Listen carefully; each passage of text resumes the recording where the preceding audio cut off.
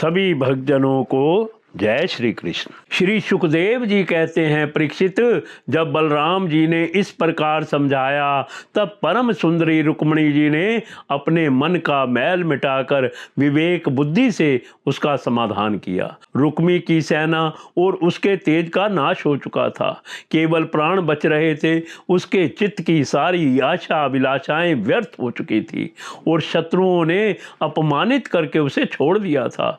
उसे अपने विरूप किए जाने की कष्टदायक स्मृति भूल नहीं पाती थी।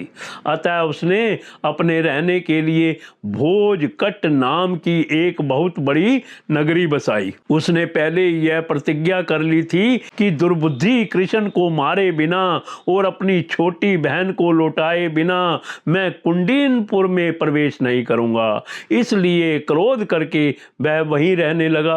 परीक्षित, भगवान श्री कृष्ण ने इस प्रकार सब राजाओं को जीत लिया और विदर्भ राजकुमारी रुक्मिणी जी को द्वारका में लाकर उनका विधि पूर्वक पाणी ग्रहण किया। हे राजन, उस समय द्वारकापुरी में घर घर बड़ा ही उत्सव मनाया जाने लगा।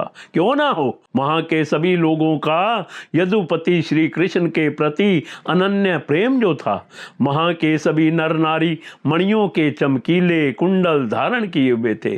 उन्होंने आनंद से भरकर चित्र वस्त्र पहने, दूल्हा और दुल्हन को अनेकों भेंट की सामग्रियां उपहार में दी। उस समय द्वारका की अपूर्व शोभा हो रही थी।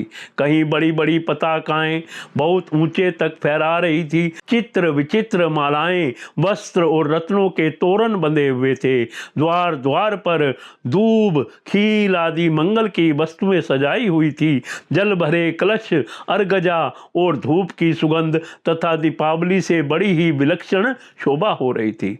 मित्र नरपति आमंत्रित किए गए थे। उनके मतवाले हाथियों के मत से द्वारका की सड़क और गलियों का छिड़काव हो गया था। प्रत्येक दरवाजे पर केलों के खंबे और सुपारी के पेड़ रोपे हुए बहुत ही भले मालूम होते थे। उस उत्सव में कुतूहलवश इधर उधर दौड़ धूप करते हुए बंधु वर्गों में कुरु, स्वज्य, केकय, विदर्भ, यदु और कुंती आदि वंशों के लोग परस्पर आनंद मना रहे थे। जहां तहां रुक्मिणी हरण की ही गाथा गाई जाने लगी। उसे सुनकर राजा और राजकन्याएं अत्यंत विस्मित हो गई। महाराज, भगवती लक्ष्मी जी को रुक्मिणी जी के रूप में साक्षात लक्ष्मीपति भगवान श्री कृष्ण के साथ देखकर द्वारिका वासी नर नारियों को परम आनंद हुआ।